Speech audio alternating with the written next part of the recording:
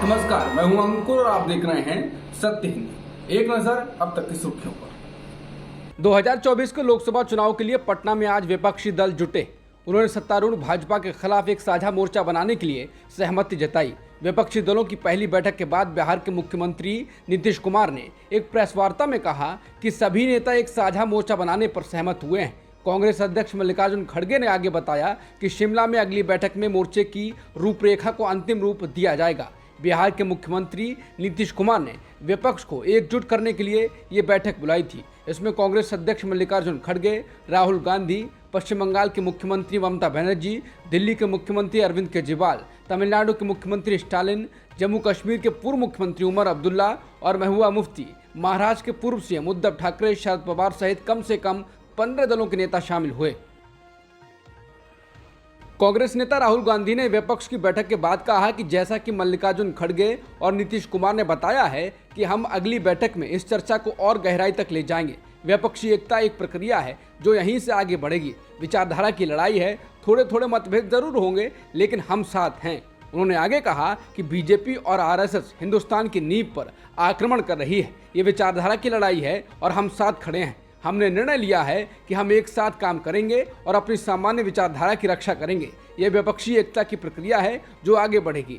वहीं टीएमसी की चीफ और मुख्यमंत्री ममता बनर्जी ने कहा, जो कुछ भी पटना से शुरू होता है वो जन आंदोलन का रूप लेता है। अगर बीजेपी दोबारा से चुनाव जीत जाती है तो देश में चुनाव नहीं होगा। उन्होंने कहा कि बीजेपी की तानाशाही सरकार है।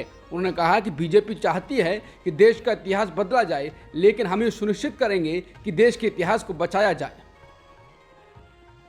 पटना में विपक्षी दलों की बैठक पर बीजेपी अध्यक्ष जेपी नड्डा ने कहा है कि आपातकाल के दिनों में इंदिरा गांधी की सरकार ने जिन लोगों को जेल में डाला, आज वही लोग पटना में राहुल गांधी का स्वागत कर रहे हैं। बीजेपी अध्यक्ष जेपी नड्डा ने ओडिशा की कालाहांडी में एक रैली को संबोधित करते हुए कहा, अभी पता चला है कि उद्धव ठाकरे पटना की धरती पर लैंड कर गए हैं। उनके पिता हिंदू सम्राट बाला साहेब ठाकरे कहा करते थे कि मैं शिवसेना को कांग्रेस नहीं बनने दूंगा। अगर मुझे कांग्रेस से हाथ मिलाना पड़ा तो मैं अपनी दुकान बंद कर दूंगा।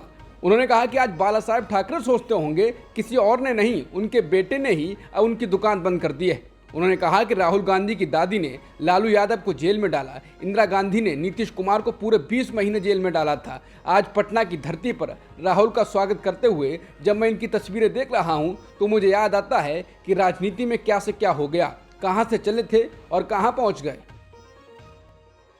शिवसेना यूबीटी के अध्यक्ष और पूर्व सीएम उद्धव ठाकरे ने विपक्षी एकता को लेकर कहा कि हमारी विचारधारा अलग है लेकिन देश एक है। इसी को लेकर हम एकजुट हुए हैं। जो भी लोग देश में तानाशाही लाना चाहते हैं हम उसका विरोध करेंगे। वहीं जम्मू कश्मीर की पूर्व सीएम महबूबा मुफ्ती ने कहा कि जो भी हमारे साथ जम्मू कश्मीर में हुआ वो ही पूरे देश में हो रहा है। हम महात्मा गांधी के दिए गए आइडिया ऑफ इंडिया के साथ आगे बढ़ रहे हैं। हमारी कोशिश है कि गांधी के मुल्क को गोडसे का देश नहीं बनने दिया जाए। केंद्रीय मंत्री स्मृति ईरानी ने पटना में विपक्ष की मेगा बैठक के लिए कांग्रेस को धन्यवाद दिया और कहा, यह सार्वजनिक घोषणा है कि कांग्रेस अकेले पीएम मोदी को नहीं हरा सकती, उन्हें मदद चाहिए। उन्होंने कहा, यह हास्यास्पद है कि जिन नेताओं ने आपातकाल के दौरान लोकतंत्र की हत्या देखी वो आज कांग्रेस के नेतृत्व में एक साथ आ रहे हैं। ये भी हास्यास्पद है कि ये लोग एक साथ आकर देश को ये संदेश दे रहे हैं कि वो अकेले मोदी जी से नहीं लड़ सकते हैं। स्मृति ईरानी ने कहा, ये सार्वजनिक करने के लिए कांग्रेस को धन्यवाद देना चाहती हूं कि कांग्रेस अकेले पीएम मोदी को नहीं हरा सकती है और उन्हें सहायता की जरूरत है। राहुल गांधी ने पटना में एक सभा में कांग्रेस कार्यकर्ताओं को संबोधित किया। इस दौरान उन्होंने कहा कि हिंदुस्तान में विचारधारा की लड़ाई चल रही है। एक तरफ कांग्रेस की भारत जोड़ो की विचारधारा, दूसरी तरफ बीजेपी आरएसएस की भारत तोड़ो की विचारधारा है। बीजेपी हिंदुस्तान को तोड़ने का काम कर रही है, नफरत फैलाने का काम कर रही है। कांग्रेस हिंदुस्तान को जोड़ने का काम कर रही है, मोहब्बत फैलाने का काम कर रही है। इसलिए आज हम बिहार आए हैं। देश की सारी विपक्षी पार्टियां एक साथ मिलकर बीजेपी को हराने जा रही हैं। उन्होंने कहा कि कर्नाटक के चुनावी नतीजों में बीजेपी साफ हो गई, मध्य प्रदेश और छत्तीसगढ़ में भी इसका फायदा मिलेगा। राहुल ने कहा कि हम सब मिलकर बीजेपी को हराने जा रहे हैं।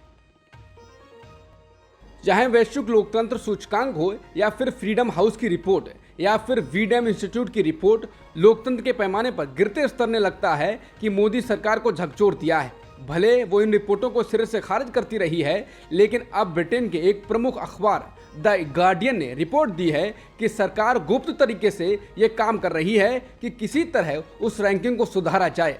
अखबार ने आंतरिक रिपोर्टों का हवाला देते हुए लिखा है कि मोदी सरकार को दुनिया के सबसे बड़े लोकतंत्र के रूप में ख्याति के धूमिल होने की चिंता सता रही है। रिपोर्ट में बैठकों के विवरणों के हवाले से कहा गया है कि कई वैश्विक रैंकिंग को सार्वजनिक रूप से खारिज करने के बावजूद सरकारी मंत्रालयों के अधिकारियों को भारत के प्रदर्शन की निगरानी करने के लिए नियुक्त किया गया है। रिपोर्ट के अनुसार वरिष्ठ भारतीय अधिकारियों ने 2021 से कम 4 बैठकें की हैं, जिसमें इस बात पर चर्चा की गई है कि इकोनॉमिस्ट इंटेलिजेंस यूनिट द्वारा तैयार किए गए वैश्विक लोकतंत्र सूचकांक ने पिछले 3 वर्षों से दुनिया के सबसे अधिक आबादी वाले देश को त्रुटिपूर्ण लोकतंत्र में क्यों डाउनग्रेड किया है। नौकरशाह ने कहा है ये लोकतंत्र सूचकांक को अत्यधिक महत्व देता है क्योंकि इससे भारत की प्रतिष्ठा प्रभावित हुई है। रिपोर्ट के अनुसार अधिकारी ने कहा हाल ही में फरवरी में चिंताएं व्यक्त की गई थी कि इन रैंकिंग को केवल राय के रूप में नजरअंदाज नहीं किया जाना चाहिए, क्योंकि अगर देश को निवेश के लिए राजनीतिक रूप से जोखिम वाली जगह के रूप में देखा जाएगा तो भारत में अंतर्राष्ट्रीय व्यापार प्रभावित हो सकते हैं। पिछले 9 साल में सत्ता में होने के बावजूद प्रेस कॉन्फ्रेंस नहीं करने के लिए निशाने पर रहे प्रधानमंत्री मोदी ने अपनी अमेरिकी यात्रा पर एक सवाल का जवाब दिया है। पीएम मोदी से सवाल पूछा गया कि उनकी सरकार भारत में अल्पसंख्यकों के अधिकारों में सुधार और अभिव्यक्ति की आज़ादी के कायम रखने के लिए क्या कदम उठाने को तैयार है। इस सवाल पर प्रधानमंत्री मोदी ने कहा कि लोकतंत्र हमारे डीएनए में है और जाति, पंथ, धर्म और लिंग के आधार पर भेदभाव नहीं होता है। जब मोदी ये जवाब दे रहे थे तो अमेरिकी राष्ट्रपति जो बाइडेन भी उनके साथ थे। इसी दौरान बाइडेन से प्रधानमंत्री मोदी के साथ मानवाधिकार और लोकतंत्र के मुद्दे को उठाने के बारे में पूछा गया। इस पर बाइडेन ने कहा, प्रधानमंत्री और मेरे बीच लोकतांत्रिक मूल्यों के बारे में अच्छी चर्चा हुई है और ये हमारे रिश्ते का सबसे अच्छा हिस्सा है। हम एक दूसरे के प्रति ईमानदार हैं और एक दूसरे का सम्मान करते हैं। उन्होंने आगे कहा, और मेरा मानना है कि हम प्रत्येक नागरिक की गरिमा में विश्वास करते हैं और ये अमेरिका के डीएनए में है और मेरा मानना है ये भारत के डीएनए में है। पीएम मोदी ने इस प्रेस कॉन्फ्रेंस का वीडियो ट्वीट किया, लेकिन उसमें वो हिस्सा नहीं है जिसमें पत्रकार ने सवाल पूछा है और बाइडेन ने जो बोला है।